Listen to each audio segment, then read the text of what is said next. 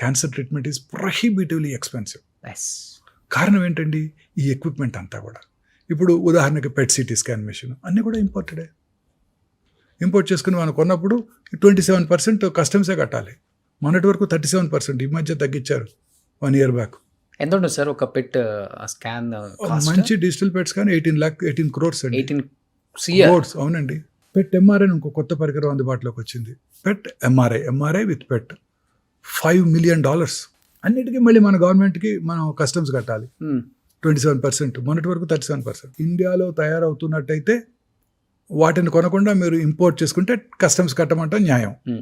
ఇండియాలో తయారవ్వకపోయినా ఇంపోర్ట్ చేసుకుంటే వాటి కూడా కస్టమ్స్ కట్టమంటాం అంత న్యాయం కాదేమో. ఎందుకంటే లోపలికి వస్తుంటే సార్ ఒక జనరల్ హాస్పిటల్ ఉన్నట్టు ఉంది మీ హాస్పిటల్ కూడా. అన్ని హాస్పిటల్స్ అలానే ఉన్నాయి. Especially oncology department. లేదండి, మాది కాదు. మీరు ఏ హాస్పిటల్ కానీ వెళ్ళండి, ఢిల్లీలో కానీ, బాంబేలో కానీ, హైదరాబాద్లో కానీ అన్ని అలానే ఉన్నాయి. క్యాన్సర్ హాస్పిటల్స్ అన్ని అలానే ఉంటాయి. మీకు చిన్న ఇంట్రెస్టింగ్ థింగ్ చెప్తాను. నేను ఇండో అమెరికన్ క్యాన్సర్ హాస్పిటల్, ఇప్పుడు బసవతారక హాస్పిటల్, అప్పుడు నేను జాయిన్ అయిన రోజు అక్కడ జాయిన్ అయ్యాను 2002లో, అంటే కరెక్ట్గా 24 సంవత్సరాల క్రితం. అదొక్కటే ప్రైవేట్ క్యాన్సర్ హాస్పిటల్ ఆ రోజు. ఓకే. అంటే 2 decades బ్యాక్. 45 మందే పేషెంట్స్ రేడియోథెరపీ కౌచ్ మీద. హార్డ్లీ ఇన్ పేషెంట్స్ ఒక 12-13. అది ప్రైవేట్లో అదొక్కటే లీనియర్, ప్రైవేట్లో కాదు మొత్తం హైదరాబాద్ సిటీకి అదొక్కటే లైనర్ యాక్సిలరేటర్. ఓకే. అంటే అడ్వాన్స్డ్ రేడియేషన్ చికిత్సా పరికరం అదొక్కటే. ఇప్పుడు 45 ఉన్నాయి. ఏ మెషిన్ మీద ఖాళీ లేదు. 2 దశాబ్దాలలో నా కళ్ళ ముందు వచ్చిన మార్పు ఇది. క్యాన్సర్ ఇన్సిడెంట్స్ ర్యాపిడ్గా పెరిగిపోతుంది. కారణం ఏంటి? ఇదిగో మీరు చూపించినవే. లైఫ్ స్టైల్, తీసుకునే డయటు, లైఫ్ స్టైలు, మానసిక సంఘర్షణ, ఆందోళన, ప్రశాంతత లేకపోవటం. ఒకసారి క్లుప్తంగా చెప్పగలరా సార్? లైఫ్ స్టైల్ అన్నారు కాబట్టి డెఫినెట్గా ఈ పాడ్కాస్ట్ కొన్ని కోట్ల మంది చూస్తారు ఈరోజు. లైఫ్ స్టైల్ చేంజెస్ అంటే రూరల్ ఏరియాలో ఎస్పెషల్లీ వాళ్ళకి అర్థమయ్యే విధంగా, మెట్రోపాలిటన్ సిటీస్లో ఎట్లయినా తెలుగు అందరికి వచ్చు కాబట్టి ఎలాంటి లైఫ్ స్టైల్ అంటే చెప్పి మీరు అన్నట్లుగా 45 మిషన్లలో ఒక్క మిషన్ కూడా ఖాళీ లేదు ఈరోజు. మార్నింగ్ స్టార్ట్ అయితే మిడ్ నైట్ వరకు. అసలు మిడ్ నైట్ కాదు, ఏ హాస్పిటల్లోనే ఖాళీ లేదు. అట్లా అయిపోయింది. గవర్నమెంట్ హాస్పిటల్లో ఖాళీ లేదు, ప్రైవేట్ హాస్పిటల్లో ఖాళీ లేదు, ఎక్కడా లేదు, దేశంలో ఎక్కడా లేదు. How we will change our lifestyle? In spite of 70% of Indian districts do not have cancer hospitals. ఒక సౌత్ ఇండియాలోనేనండి క్యాన్సర్ హాస్పిటల్స్ ఎక్కువగా ఉంది. అన్ని చోట్ల ఈవెన్గా ఉంది. మీరు నార్త్కి వెళ్తే ఒక్కటి కూడా లేదు. ఉదాహరణకి మధ్యప్రదేశ్లో మహాకౌశల్ ఏరియా నుండి 18 districts ఒక్కటే క్యాన్సర్ హాస్పిటల్. జబల్పూర్లో. అవును, అన్ని చోట్ల అంతేనండి. చాలా తక్కువ నార్త్ ఇండియాలో. ఇప్పుడిప్పుడే కొత్త క్యాన్సర్ హాస్పిటల్ అక్కడ కూడా గవర్నమెంట్ చూస్తుంది. లాస్ట్ ఇయర్ యూనియన్ గవర్నమెంట్ కూడా మిసెస్ సీతారామన్ గారు వారి బడ్జెట్లో 300 అవుట్ పేషెంట్ క్యాన్సర్ చికిత్సా కేంద్రాలను ఏర్పాటు చేయాలని ప్రతిపాదించారు. ఓకే. స్టేట్ గవర్నమెంట్స్ అన్నీ కూడా మోటివేట్ చేయాలి ఈ క్యాన్సర్ చికిత్సా కేంద్రాలను ఏర్పాటు చేయడానికని. సో బేసిక్గా రెగ్యులర్ లైఫ్ స్టైల్లో ఎలాంటి చేంజెస్ ఉంటే దీన్ని అసలు మనం అరికట్టచ్చు సార్? సార్, నా ఉద్దేశంలో మోస్ట్ ఇంపార్టెంట్ మనం తీసుకునే ఆహారం, ఓకే, మనం ఎక్స్పోజ్ అయ్యే ఎన్విరాన్మెంట్. ఓకే. ఉదాహరణకు మీరు అన్నారే గ్రామీణ ప్రాంతాల్లో మన ప్రజలు ఎలాంటి లైఫ్ స్టైల్ ఉంచుకోవాలి, అర్బన్ ఏరియాలో ఎలా ఉండాలి అనేది. గ్రామీణ ప్రాంతాల్లో ఇప్పటికీ కూడా క్యాన్సర్ ఇన్సిడెన్స్ చాలా తక్కువగా ఉందండి. అర్బన్ ఏరియాస్తో పోల్చినట్టయితే మన భారతదేశంలోని గ్రామీణ ప్రాంతాల్లో కొత్త క్యాన్సర్ కేసుల సంఖ్య పెద్దగా పెరగలేదు. అర్బన్ ఏరియాస్లో మాత్రం ర్యాపిడ్గా పెరిగిపోయింది. అంటే ఈ అర్బనైజేషన్ అనేది ఒక ముఖ్యమైన లైఫ్ స్టైల్ చేంజ్. మనం తీసుకునే ఆహారం, processed foods, red meat, frozen meat. మీరు చూస్తున్నారు కదా రోజు FSSAI ఏదో అంటారు, వాళ్ళు సర్వే చేస్తే అన్ని చోట్ల కూడా కల్తీ కలిగినవే ఉంటున్నాయి. రకరకాల క్రిమిసంహారక మందులు వాడుతున్నారు, రకరకాల ఫెర్టిలైజర్స్ వాడుతున్నారు, రకరకాల కలర్స్ వాడుతున్నారు. మీరు ఇప్పుడు ఆ చికెన్ మంచూరియా అన్నింటినీ కర్ణాటకలో బ్యాన్ చేశారు. అవునండి, బ్యాన్ చేశారు. మనం వాడే ఆఖరికి మనం తినే పీచ్ మిఠాయికి వేసే రంగుతో సహా, చిన్నప్పుడు తిన్నారు కదా స్కూల్ దగ్గర పీచ్ మిఠాయి, ఆ పీచ్ మిఠాయికి వేసే రంగుతో సహా అనేక రకరకాల ఆహార పదార్థాలని మనం ఇప్పుడు ఉదాహరణకి మన మ్యాంగోస్ని ప్రపంచంలో ఎవరు తీసుకోవట్లా. మన మ్యాంగోసే. ఎస్, 70% రకరకాల మ్యాంగో పేర్లున్నా మీరు ఒక్కటి తెలుసుకోవాల్సింది ఏంటంటే 70% ఆఫ్ ఎక్స్పోర్ట్ చేసే మ్యాంగోస్ ఓన్లీ ఆంధ్రప్రదేశ్ నుంచే జరుగుతుంది ఇప్పటికీ కూడా. మహారాష్ట్రలో అల్ఫోన్సా ఏవో పేర్లు ఉన్నాయి, ఉత్తరప్రదేశ్లో అవన్నీ తక్కువ. ప్రొడక్షన్ మనకే ఎక్కువ, తెలుగు రాష్ట్రాల్లోనే ఎక్కువ, అందులో ఆంధ్రప్రదేశ్లో ఎక్కువ. ఉలవపాడు మంచి ఫేమస్. అన్ని ఉలవపాడు, నూజివీడు అన్నీ ఫేమసే. బట్ ఈ సంవత్సరం జపాన్ తీసుకోలేదు, ఆఖరికి నేపాల్ కూడా మన మ్యాంగోస్ని ఇంపోర్ట్ చేసుకోవడానికి ఒప్పుకోలేదు. ఎందుకంటే మన దగ్గర క్యాన్సర్ ఎక్కువ. క్రిమి సంహారక మందులు, ఫెర్టిలైజర్స్ వాడుతున్నారు, రకరకాల పొల్యూషన్ ఫెర్టిలైజర్స్ అన్నీ వీటి వల్ల తీసుకోవట్లేదు. సో ఇలా అనేక రకాలు ఈ కలర్స్, మనం తీసుకునే ప్రాసెస్డ్ ఫుడ్, అలాగే మనం వాడే automobile pollution, environmental pollution, factories, urban ఏరియాస్లో ఉండే ప్రతి రకమైన ప్రతి కెమికల్ ఇండస్ట్రీ, ఆఖరికి you know any for that matter colours అంటే ఇప్పుడు రంగులు అమ్ముతుంటారు కదా, వాళ్ళు కూడా లూజ్గా అమ్మినట్టయితే వాళ్ళకి వచ్చే అవకాశాలు ఎక్కువ. ఓకే, డై చేసే బార్బర్స్ ఉంటారు, రోజుకు ఒక 20 మందికి డై చేస్తున్నాడు అనుకోండి, అతనికి వచ్చే అవకాశాలు ఎక్కువ. డై వేయించుకునేవాడి కన్నా వేసేవాడికే ఎక్కువ, ఎందుకంటే ఎక్కువ మందికి వేస్తాడు కదా. మీరు డై ఎప్పుడు వేసుకుంటారు? నెలకోసారి వేసుకుంటారు, ఆయన రోజు 20 మందికి వేస్తుంటాడు కదా, పాపం వాళ్ళకి వచ్చే అవకాశాలు ఎక్కువ. ఓకే, అలా ఇండస్ట్రియల్ పొల్యూషను, మనం వాడే oils, repeated use of oils.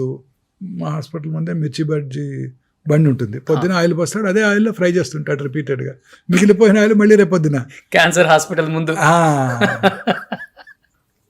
Okay, ఎంతో ఆనందంగా మనం తింటుంటాం చోలే భటూరాలు, బజ్జీలు, ఇవన్నీ రిపీటెడ్ ఆయిల్స్, ఇవన్నీ కూడా చాలా ప్రమాదకరం అండి. వన్స్ ఇన్ 2 months 3 months అలా ఓకేనా సార్? లేకపోతే రెగ్యులర్గా తినే వాళ్ళకి ఎక్కువ ఇలాంటి అది కూడా ఇంట్లో వేసుకొని తినడం బెటర్. ఓకే, ఇవన్నీ కూడా ప్రమాదకరమేనండి. ఓకే, అన్ని అనేక రకాలుగా మనం ప్రమాదాలు గురవుతున్నాం. మీరు అన్నట్టు water bottle, plastics, micro plastics, లేని పదార్థమే లేదు, ఆ లిడ్లోంచి వెళ్ళిపోతుంటాయి.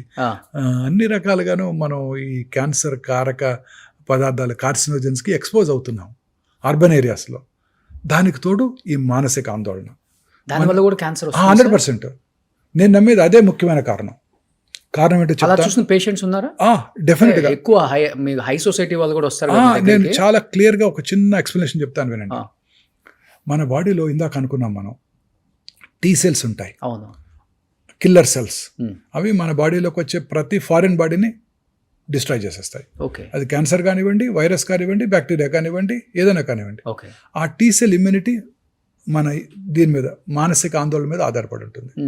మనం మానసికంగా ఎక్కువ ఆందోళన పడితే మన టీ సెల్స్ సరిగా పనిచేయవు, ఓకే, మన ఇమ్యూనిటీ తగ్గిపోతుంది. ఓకే, మన బాడీలో రకరకాల చేంజెస్, మ్యూటేషన్స్ జరుగుతుంటాయి మన జీన్స్లో, కానీ మన ఓన్ ఇమ్యూనిటీ ఆ జెనెటిక్ మ్యూటేషన్స్ని ప్రాబబ్లీ బ్లాక్ చేసేస్తుంది. ఓకే, తద్వారా మనకి ఇల్నెస్, జబ్బులు రాకుండా కాపాడుతుంది. ఓకే, అది క్యాన్సర్ కానివ్వండి, స్ట్రోక్ కానివ్వండి, కర్నరీ ఆర్టరీ డిసీజ్ కానివ్వండి.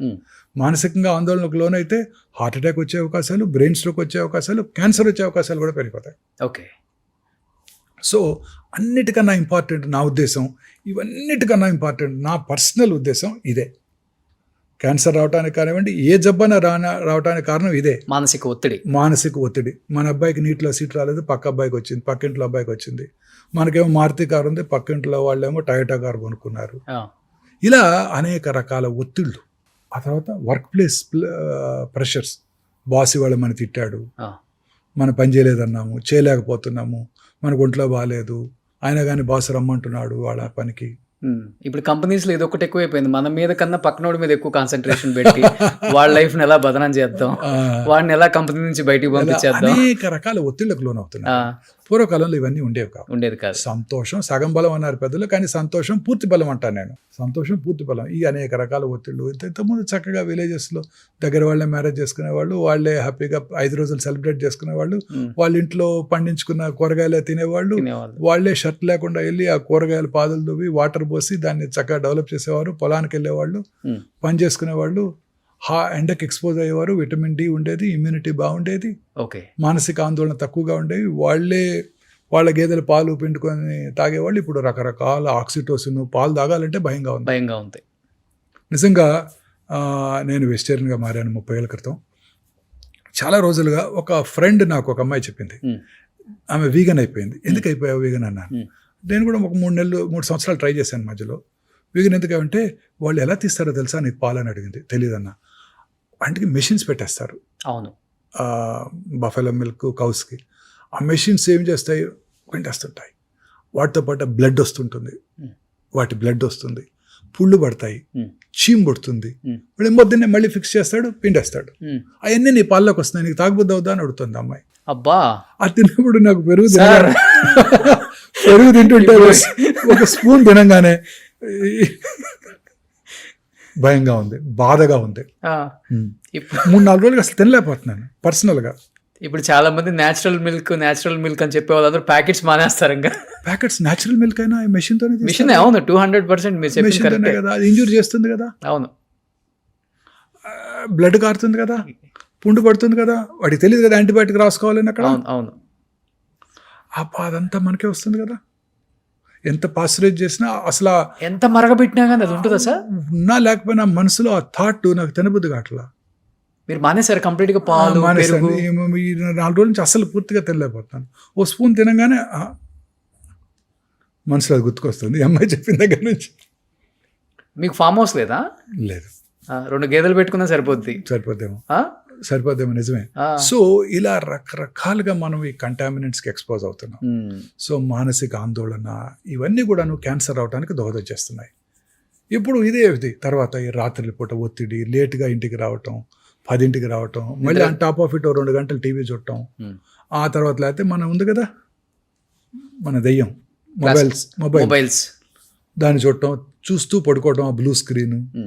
మనం ప్రశాంతంగా 6 సూర్యాస్తమయం లోపల భోజనం చేసేసి, జైన్స్ లాగా భోజనం చేసేసి చక్కగా 8-9 పడుకొని పొద్దున్నే కనుక 5-6 కనుక లేచినట్టయితే మీకు ఏ జబ్బు రాదండి.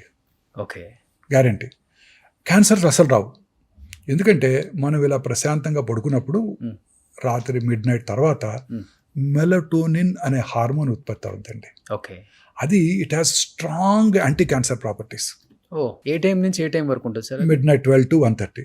ఓకే, మీరు రోజు 11 పడుకుంటే రాదు, మళ్ళీ మీకు 9 పడుకోవాలి. ఓ, 9 పడుకొని 15 లేవండి, చక్కగా మెలటోనిన్ హార్మోన్ ఉత్పత్తి అవుతుంది. మీకు రకరకాల క్యాన్సర్స్ వచ్చే అవకాశాలు చక్కగా తగ్గిపోతాయి. ఇదే అసలు కారణం. ఇప్పుడు చూడండి, రాత్రిపూట ఇలా నేను బంజారాహిల్స్ నుంచి గచ్చిబౌలి వస్తుంటే పొద్దున్న ఎర్లీ మార్నింగ్ వచ్చేస్తాను. నేను ట్రాఫిక్ తక్కువ ఉండదు, 5:30కి వస్తాను. అన్నీ వెల్ లిట్ టవర్స్, 30 అంతస్తులు, 50 అంతస్తులు, అన్ని చోట్ల అంతా లిట్ టవర్స్, అందరు పనిచేస్తుంటారు పాపం. నైట్ డ్యూటీస్ అంతా వాళ్ళ అమెరికన్ టైంకి పనిచేయాలి కదా మరి వాళ్ళు. ఇక్కడ వాళ్ళకి డే, ఇక్కడ నైట్ కదా. కాల్ సెంటర్స్ అంటారు, బీపీ ఆఫీస్ అంటారు, రకరకాల ఆఫీసెస్ ఉన్నాయి కదా, జీసీసీస్ అంటారు, నైట్ పని చేస్తున్నారు. వీళ్ళందరికీ ఈ హార్మోనే ఉత్పత్తి అవ్వదు. కానీ మీరు చెప్పారు ఒక మాట, 30 years బ్యాక్ నాన్ వెజ్ వదిలేసాను అని. అవునండి, వదిలేసాను. ఏదైనా బలమైన రీజన్ ఉందా? బికాస్ ఆఫ్ రెడ్ మీట్ తిన్నా ఇవన్నీ? లేదండి, that was not a regular reason. I gave up 32 years ఇప్పటికి. 32 years నాన్ వెజ్ కానీ ఎగ్ కూడా తినండి. I'm very happy. Plant based protein is the best protein. Animal protein కన్నా plant based proteins are the best proteins. కానీ మీ daily దినచర్యలో ఒక్క plastic పదార్థం నుంచి, అంటే ఒక వస్తువు నుంచి కూడా ఏం తీసుకునే ఛాన్స్ లేదు. జనరల్ గా అవాయిడ్ చేసి, ఎప్పుడు హాస్పిటల్లోనే ఉంటాను కదండి, మీలాగా తిరగాల్సిన అవసరం లేదు. ఓకే, సో ఆ బాధలు లేవు. మా దాన్ని తిరిగే వాళ్ళ కోసం చెప్పండి సార్. ఇప్పుడు లైఫ్, మన చిన్నప్పుడు మన ఊళ్ళలో మరచెం బండి ఉండేది తెలుసా? చిన్నపిల్లలు మీకు తెలియదు. అవును, మరచెం ఉంది. ఉందా? చూసారా ఎప్పుడైనా? షూర్. అలా స్క్రూ చేసి పట్టుకెళ్ళేవాళ్ళు. అలాంటిది పట్టుకెళ్ళాలి. వర్క్ ప్లేస్ క్యారీ చేయాలి. డెఫినెట్. రాగి మర్చంతో ఓకే, వాటర్ తాగండి. సో లక్కీగా నేను ఒక చోటే పని చేసుకుంటాను, నాకు అన్ని పక్కనే ఉంటాయి కాబట్టి నాకు అవసరం లేదు. ఓకే, బట్ మిగతా వాళ్ళు పని చేసుకునే వాళ్ళందరికీ అవసరమే కదా. ఇప్పుడు మీతో పాటు వచ్చారు మీ స్టూడియోకి, ఇక్కడికి అందరూ పాపం పొద్దున్నే ఎప్పుడో బయలుదేరుతారు, వాటర్ తాగాలి, క్యారీ చేయలేరు, బైక్ మీద వస్తారు పాపం. ఇప్పుడు నేను వచ్చిన దగ్గర నుంచి ఒక 1 hour అయింది. మీ ఇక్కడంతా కూడా ఎక్కడ కూడా ఒక ప్లాస్టిక్, అంటే అంతా వాటర్ బాటిల్స్, గ్లాస్ సీసాలు అండ్ గ్లాసెస్ ఉన్నాయి. బ్లాక్ కాఫీ ఇచ్చారు, అది కూడా ఏదో some different type of. True. ఇప్పుడు హాస్పిటల్ క్యాంటీన్లో అంటే మనం మేనేజ్ చేయట్లేదు, ఎవరో చేస్తున్నారు. బట్ ఇప్పుడే కొన్ని ఇవాళే అనుకున్నాం, చాలా బాగున్నాయి. ప్లాస్టిక్ ప్లేట్స్ కూడా తీసేస్తున్నాం మీకు తొందరలో. కాస్ట్ పెరిగిపోతుంది, బట్ తప్పట్లేదు. కానీ మీరు ఫస్ట్ ఒకటి చెప్పారు సార్, డెఫినెట్గా లైఫ్ స్టైల్ అనేది చేంజ్ చేసుకోవాలి regarding the food style. But మీరు చెప్పినట్లుగానే ఇప్పుడున్న మీరు లైఫ్ స్టైల్, అంటే ఈ హైటెక్ సిటీ గచ్చిబౌలిలో ఉన్న కంపెనీస్, పిల్లలు టైంకి ఫుడ్ తినకపోతే గ్యాస్ట్రిక్ ఇష్యూస్ వస్తాయి, ఏదో ఉంటుంది కదా. బట్ డెఫినెట్గా తినాలి ఏదో ఒకటి. బట్ వాడే కంటైనర్స్ ఉంటాయి కదా, అవి నిజంగా అన్ని చోట్ల కూడా ప్లాస్టిక్ యూజ్ చేస్తారు. మా అబ్బాయి రోజు తెప్పిస్తాడు స్విగ్గీ నుంచి, జొమాటో నుంచి. మీ అబ్బాయి? అన్నీ ఉంటాయి, బ్లాక్ ప్లాస్టిక్ ఉంటాయి. వాళ్ళు వినరు కదా మన మాట. దానివల్ల ఎంత పర్సెంటేజ్ ఉంటుంది సార్? డెఫినెట్గా హాట్ ఫుడ్ అంతా దాంట్లో పెట్టినప్పుడు దాన్నే మైక్రోవేవ్లో పెట్టి వేడి చేస్తుంటారు. అవును మీకు 10 నిమిషాల్లో సర్వ్ చేయాలి, అవును 10 నిమిషాల్లో తెచ్చివ్వాలి, అవును 8 నిమిషాల్లో వచ్చేయాలి. అవును. కాకపోతే మళ్ళీ మీరు ఫైన్ వేస్తారు వాళ్ళకి. ఓకే అవన్నీ కార్సినోజెన్సే. మీరు తినే పిజ్జాలు, బర్గర్స్, సమోసాలు అన్నీ కార్సినోజెన్సే. మీరు ఆ తినే ఆయిల్, ఆ మైదా, చాలాసార్లు చెప్పాను మీకు ఇంతకుముందు 2-3 ఏళ్ళు అని చెప్పి. White maida, refined flour, okay white sugar, white salt, okay white light, okay అన్నీ కూడా డేంజరస్ అండి. వైట్ లైట్ కూడా, వైట్ లైట్ కూడా, వైట్ రైస్, ఓకే అన్నీ డేంజరస్ అండి. ఈ ముఖ్యంగా ప్రతి స్వీట్, మన సౌత్ ఇండియన్ స్వీట్ కానివ్వండి, నార్త్ ఇండియన్ స్వీట్ కానివ్వండి, చాలా తక్కువ 1-2 రకాలు తప్ప అన్ని మైదాతోనే చేస్తారు. ప్రతి పేస్ట్రీ మైదాతోనే చేస్తారు. అవును ప్రతి బేకరీ ఐటమ్ మైదాతో చేస్తారు. ఉమ్, ఆ బిస్కెట్స్ అండి, మీరు తినే కరాచీ బిస్కెట్స్ కానివ్వండి, చాలా హై హీట్లో దాన్ని వేడి చేసి ప్యూర్ షుగర్ మనకు వచ్చేస్తుంది. అవును అవి డేంజరస్. ప్యూర్ రోగం మన ఒంట్లో పంపించేస్తున్నారు కార్సినోజన్స్ అన్నిటిని. కానీ ఇప్పుడు వాటర్ విలేజెస్ లో ఇవన్నీ లేవు లక్కీగా. అవును ఈ పేస్ట్రీలు, పిజ్జాలు, బర్గర్లు ఇవన్నీ లేవు. వాళ్ళ అదృష్టవంతులు. సో ఇప్పుడు వాటర్ బాటిల్స్ కార్లో పెడతాం కదా సార్, కారు ఒక 1 అవర్ బయట ఎండకుంటుంది, మనం లోపలికి వచ్చి షూట్ చేస్తున్నాం అంటే, లేకపోతే ఆఫీస్కి వెళ్ళి వస్తున్నాం. షూర్ ఆ 1 అవర్లో ఆ వాటర్ అనేది కొంచెం ఆ బాటిల్లో వేడి ఉండొచ్చు, వేడి ఉంటుంది. లేకపోతే ఇంటికి ప్లాస్టిక్ వచ్చే మెల్ట్ అయ్యి నానో పార్టికల్స్ వాటర్ లోకి వస్తాయి. వాటర్ చక్కగా మనం ఇంజెస్ట్ చేస్తున్నాం. 2 థింగ్స్ అండి, మనం జీవితాంతం మీరు 2 వర్డ్స్ వినబోతున్నారండి. ఇంకా మీరు చాలా హెల్త్ టాక్స్ చేస్తుంటారు, 100 మంది డాక్టర్తో మీరు ఇంటర్వ్యూలు చేస్తుంటారు, మీకున్న ఎక్స్పీరియన్స్ ఉంది. ప్రతి డాక్టర్ ఇక మీ ఫ్యూచర్లో 2 వర్డ్స్ వాడబోతారండి. ఒకటి ఇన్ఫ్లమేషన్. దానికి తెలుగు వర్డ్ కరెక్ట్గా లేదు. దానికి తెలుగే మనమే చేసి వాపు అంటున్నాం, కానీ దానికి తెలుగు వర్డ్ కరెక్ట్గా లేదు. రెండోది గట్ మైక్రోబియం, అంటే మన పేగుల్లో ఉండే బ్యాక్టీరియా. ఓకే మన పేగుల్లో ఉండే బ్యాక్టీరియా కనుక సక్రమంగా ఉన్నట్టయితే మనకి అన్ని రకాల జబ్బులు వచ్చే అవకాశాలు తగ్గిపోతాయి. బ్రెయిన్ స్ట్రోక్ రాదు, కర్నరీ ఆర్టరీ డిసీజ్ రాదు, ఆర్థరైటిస్ రాదు, రొమటాయిడ్ ప్రాబ్లమ్స్ రావు, క్యాన్సర్ కూడా రాదు. ఓకే అంతటికి ఇదే కారణం, మన తినేదే కారణం. రోజు ఇప్పుడు చాలా మంది ఎంఫసైజ్ చేస్తున్నారు ఫెర్మెంటెడ్ ఫుడ్స్. మన పాతకాలంలో మన పెద్దలంతా ఏం తినేవారు? Fermented foods. సమ్మర్ వచ్చిందంటే మా చిన్నప్పుడు మా అమ్మగారు కూడా రాత్రిపూట అన్నం తోడేసి పాలలో పొద్దున్నే ఉల్లిపాయ పెట్టి తినమనేవారు బ్రేక్ఫాస్ట్. నేను హైదరాబాద్ వచ్చిన కొత్తలో ఎర్లీ మార్నింగ్ సర్జరీలు చేసేవాడిని. పొద్దున్న 5 గంటలకు ఏదో ఒక నర్సింగ్ హోమ్కి వెళ్ళి సర్జరీ చేసేవాడిని. రాత్రిపూట అన్నం తోడేసుకొని పొద్దున్నే దాన్ని క్యారీ చేసుకుని వెళ్ళిపోయేవాడిని. సర్జరీ అయ్యాక 7:30-8 సర్జరీ అయ్యాక తినేసేసి 8 మన వర్క్ ప్లేస్కి వెళ్ళిపోయేవాళ్ళం. మళ్ళీ వెనక్కి రాలేం కదా ఇంటికి. హైదరాబాద్ ఎక్కడ రాగలం? Okay okay sir, Mohan Vamsi గారు మీరు చక్కగా సద్దనం అదే రాత్రి అన్నం తోడేసి పెట్టేది ఆవిడ. చక్కగా పాలేసి తోడేస్తే పొద్దున్నే పెరుగైపోయేది. ఓకే ఓ స్పూను కొంచెం లెమన్ పిక్కలు వేసుకొని తినేవాళ్ళం. ఓకే తమిళనాడులో ఇది వెరీ ఫేమస్, తైరు సాదం అంటాం. అవును, అక్కడ పెరిగా నేను 15 ఏళ్ళు. ఇప్పుడు మీరు ఒకటి చెప్పారు, ఫస్ట్ లైఫ్ స్టైల్లో చేంజెస్, ఇంకొకటి ఫుడ్ డెఫినెట్ గా ప్లాస్టిక్ లో ఆపలేము. Gut microwave. రెండో వర్డ్ ఇన్ఫ్లమేషన్. ఇది రకరకాల ఇన్ఫ్లమేటరీ సబ్స్టెన్సెస్. చాలా. ఇప్పుడు మీరు నాకు గుర్తుంది, నా చిన్నప్పుడు నేను కూడా రిఫైన్డ్ ఆయిల్ తీసుకుంటే అందులో ఫ్యాట్ తక్కువ ఉంటుంది, ఆ రిఫైన్డ్ ఆయిల్ వాడితే మనం హెల్తీగా ఉంటాం, మన హార్ట్ బాగుంటుందని అనేక రకాల అడ్వర్టైజ్మెంట్స్ మన చిన్నప్పటి నుంచి చూస్తాం. మీ చిన్నప్పుడు కూడా చూసారు ఇవన్నీ టీవీలో రోజు. Sunflower oil, refined sunflower oil, clear గా ఉంటుంది ఆయిల్ చూపించేవాళ్ళు. కానీ అవన్నీ కూడా ఇన్ఫ్లమేషన్ కలిగిస్తాయి. బట్ ఎలాంటి ఆయిల్స్ వాడితే మంచిది అంటారు? మన ఇప్పుడు చెప్తున్నారు కదా, మన కార్డియాలజిస్ట్ గానుగ నూనె. ఓకే, ఇప్పుడు ఏమంటారు దాన్ని, అన్ని రకరకాల కోల్డ్ ప్రెస్డ్ ఆయిల్స్ అని అడ్వర్టైజ్మెంట్ చేస్తున్నారే గూగుల్లో రోజు. అది they don't cause inflammation. Inflammatory substances ప్రతి మనం తినే ఆహారం అంతా కూడా ఇన్ఫ్లమేషనే. నాకు ఇంకా గుర్తుంది, ఒక 10 ఏళ్ల క్రితం ఒక లెక్చర్కి వెళ్ళాను. నేను లెక్చర్ ఇవ్వడానికి వెళ్ళాను అమలాపురం. వెళ్తే అక్కడ ఒక పీడియాట్రిషియన్ ఆయిల్స్ గురించి ఆయన లెక్చర్ ఇస్తూ కెనాలో ఆయిల్ వాడండి అని చెప్పారు. ఓకే, అందులో అంతా కూడా omega-3 ఫ్యాటీ యాసిడ్స్ ఉంటాయి, they are very useful for you అన్నాడు. ఇంకొక 3 ఏళ్ళ తర్వాత చూస్తే canola oil is a poison అన్నారు. ఏంటంటే అది purely refined oil. Okay, inflammation కలిగిస్తుంది. సో మనం ఎప్పుడైతే నేచర్తో ఫైట్ చేస్తున్నామో, నేచర్ ఏంటి, చక్కగా మంచి ఆయిల్స్ ఇస్తుంది, మనం దాన్ని రిఫైన్ చేసి తీసుకుంటున్నాం, అది పాయిజన్. నేచర్తో ఫైట్ చేస్తున్నాం, మన బాడీని మనం ఫైట్ చేస్తున్నాం నేచర్తో. పొద్దున్నే ఎండకి ఎక్స్పోజ్ అవ్వాలి, పొద్దున్నే లేవాలి. పొద్దున్నే 10 గంటలకు లేవటం కాదు, పొద్దున్నే లేవాలి. ఎర్లీ మార్నింగ్ 6 గంటలకు లేస్తాను సార్. నేను కరెక్ట్గా ఎవ్రీడే మార్నింగ్ 5కి లేస్తాను. 6 గంటలకు లేచి 7 కిలోమీటర్లు వాక్ చేస్తాను. వెరీ గుడ్, మంచిది. పొద్దున్న లేచి సూర్య నమస్కారాలు చేయండి. అలాంటి సూర్య నమస్కారాలు అంటే ఏమిటి? Exposing your self to sunlight. మన పెద్దలు ఏది చేసినా మన మంచి కోసమే చేశారు. గాయత్రి మంత్రం చదవమన్నారు పొద్దున్నే సూర్యుని చూస్తూ. ఎందుకు? అలా అన్న ఎక్స్పోజ్ అవుతామని. మంత్రం అనేది ఏది కాదు, అందులో మంత్రం అంతా కూడా ఇదే ఉంటుంది. ఆ మంత్రం యొక్క అర్థం కూడా అదే. బట్ బాడీ ఇచ్చే సిగ్నల్ ఏంటి సార్? క్యాన్సర్ వచ్చింది నీకు అనే దానికి సిగ్నల్ ఏమిస్తుంది అసలు బాడీ? బేసికలీ వచ్చిన లొకేషన్ బట్టి మారిపోతుంటుంది. ఉదాహరణ కొన్ని రకాల క్యాన్సర్స్ సిమ్టమ్సే ఉండవు. Let's silent killers, ovarian cancer ఏమి సిమ్టమ్స్ ఉండవు. పొట్టలో పెరుగుతుంటుంది, సిమ్టమే కలగదు. బాగా ఉబ్బిపోయి వచ్చినాకే డాక్టర్ దగ్గరికి వస్తుంటారు. లావు అవుతున్నాను, కొంతమంది ఎక్సర్సైజ్ కూడా చేస్తుంటారు, పొట్ట పెరుగుతుందని, లోపల క్యాన్సర్ ఉందని తెలియదు. సో చాలా సార్లు ఇది ఎసిమ్టమాటిక్. కానీ మన బాడీలో ఎక్కడైనా మానని పుండు ఉందనుకోండి, నాలుగు మీద కానివ్వండి, ఎక్కడైనా ముక్కులో కానివ్వండి, ఎక్కడైనా కానీ మానని పుండు చిన్నదైనా ఏ పుండు వచ్చినా తగ్గిపోవాలి. కొన్నాళ్ళలో 5-6 రోజుల్లో తగ్గిపోవాలి. తగ్గకుండా అలానే పెరుగుతోంది, నొప్పి లేదు అంటే ప్రమాదకరం.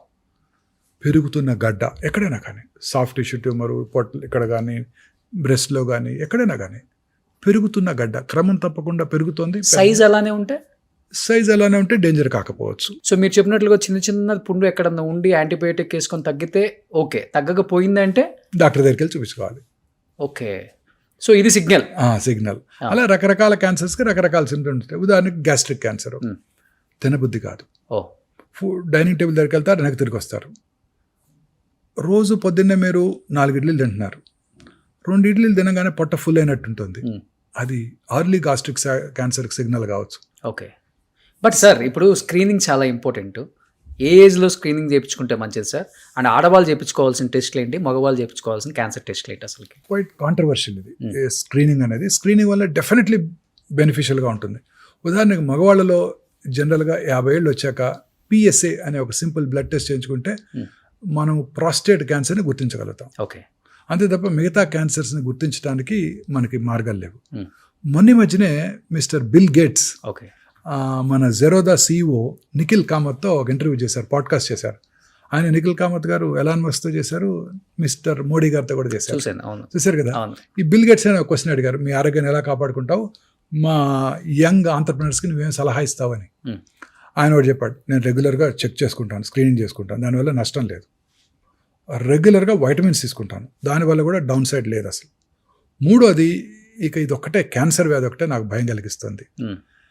దీన్ని పట్టుకోవడానికి ముందుగానే ఒక జెనెటిక్ టెస్టింగ్ చేయించుకుంటున్నాను నేను. ఆ టెస్ట్ అమెరికాలో ఇన్సూరెన్స్ కంపెనీలు కవర్ చేస్తున్నాయి, అన్ఫార్చునేట్లీ ఇండియాలో కవర్ చేయట్లేదు. ఆ టెస్ట్ కనుక చేయించుకుంటే ఈ ట్రెడిషనల్ డయాగ్నోస్టిక్ టెస్ట్ పట్టుకోవడానికి way before you will diagnose this test అని వారు చెప్పడం జరిగింది. అది ఇప్పుడు హైదరాబాద్లో హెల్త్ సెంట్రిక్ అనే కంపెనీ అందుబాటులోకి తీసుకొచ్చింది. అది ముందుగానే మనం స్క్రీన్ చేసుకుంటే నెక్స్ట్ ఫ్యూ ఇయర్స్లో నీకు క్యాన్సర్ వచ్చే అవకాశాలు ఉన్నాయో లేవో ముందే తెలిసిపోతాయి. అవునా? ఎన్ని ఇయర్స్ ముందు తెలిసిపోతుంది సార్? అలా అని చెప్పలేం, కానీ తప్పనిసరిగా ఒక 77 క్యాన్సర్స్ని పట్టేయగలదు. ఎన్ని ఇయర్స్ అంటే ఇప్పుడు ఫర్ ఎగ్జాంపుల్ అది బాడీలో స్క్రీన్ చేసి 2-3 సంవత్సరాల్లో నీకు క్యాన్సర్ వస్తుందని చెప్పగలదు. అరే బెస్ట్ కదా, అది బెస్ట్. అప్పుడు మనం ఏం చేస్తాము, ఇవాళే ఒక జెంటిల్మెన్ చూశాను, ఆ టెస్ట్ చేయించుకొని నా దగ్గరికి వచ్చాడు. అమెరికాలో చేయించుకున్నారు, ఇక్కడే చేయించుకున్నాను, మన దగ్గర cost around it cost about 80 to 1,80,000 దాకా ఉంది. ఓకే, ఆయనకి కోలన్ క్యాన్సర్ వచ్చే అవకాశం ఉందని రాసిచ్చారు. సో అప్పుడు ఏం చెప్పాము, మనకి రెగ్యులర్గా చిన్న simple test, stool occult blood testing. Okay, 3 నెలలకు ఒకసారి బ్లడ్ టెస్ట్, స్టూల్ టెస్ట్ చేద్దాం. తర్వాత ఒక మార్కర్ ఒకటి ఉంది, రఫ్ అంటే అందరికీ పెరగదు, CE అనే ఒక మార్కరు.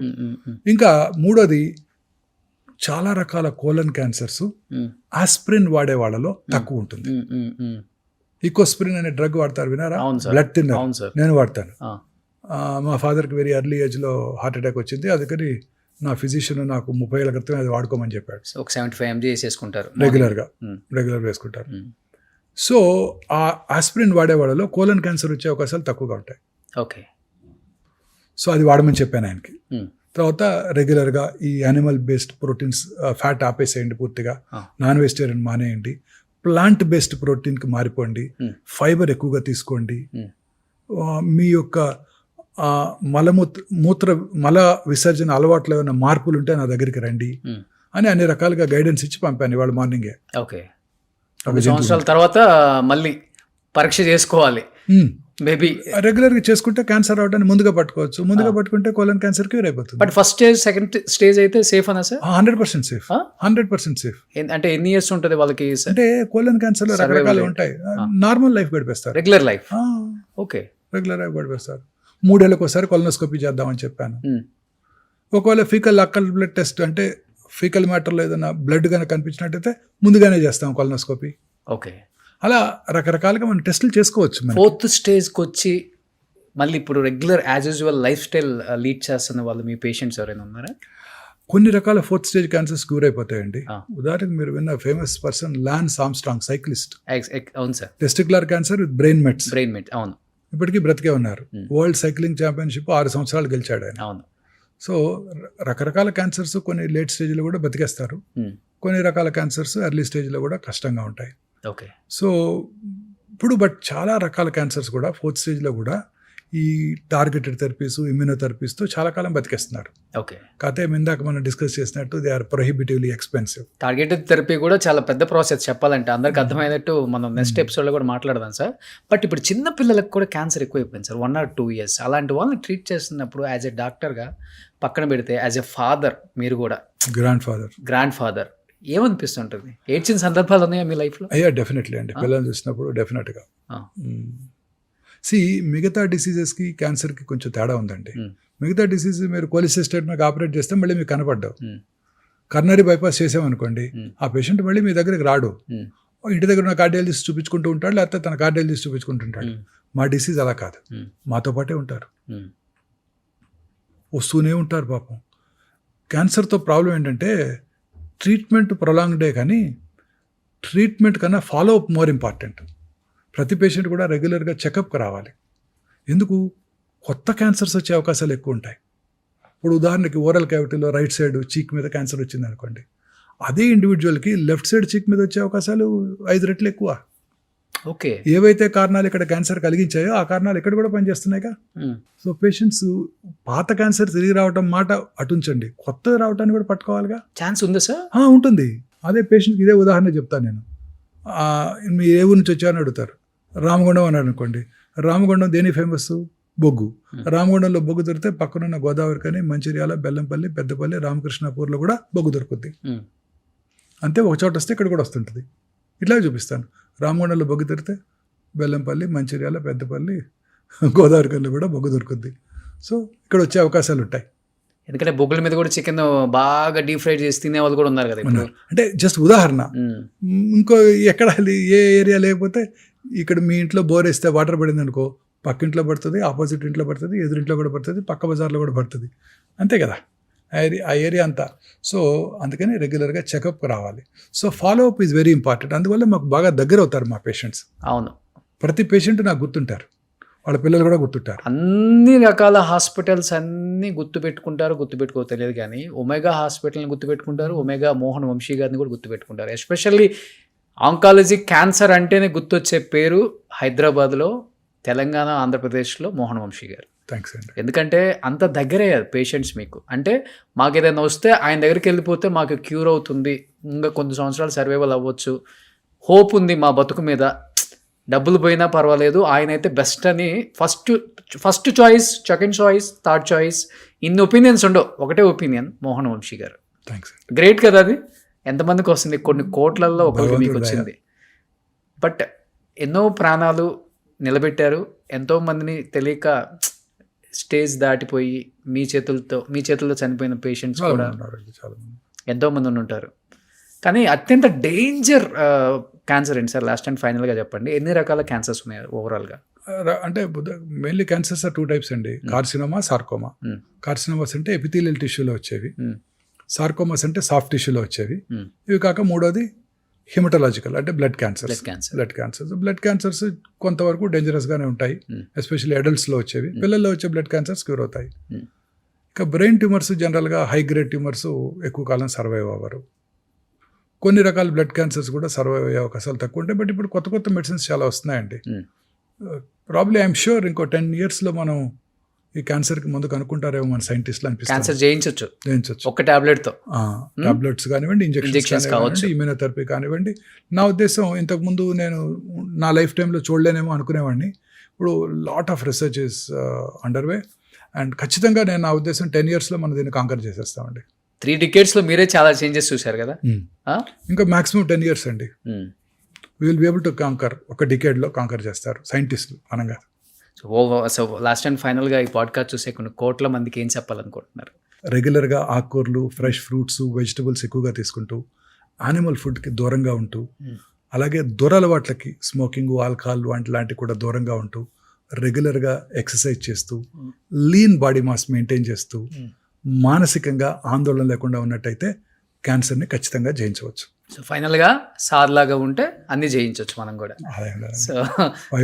సో 33 years బ్యాక్ ఆయన ప్రాక్టీస్ స్టార్ట్ చేసిన 33 years అబ్బాయిలాగే ఉన్నారు. So thanks for the complement. Thank you so much sir. So second ఎపిసోడ్లో ఇంకా చాలా విశేషాలు తెలుసుకున్నాం. Thank you so much. Thanks అండి.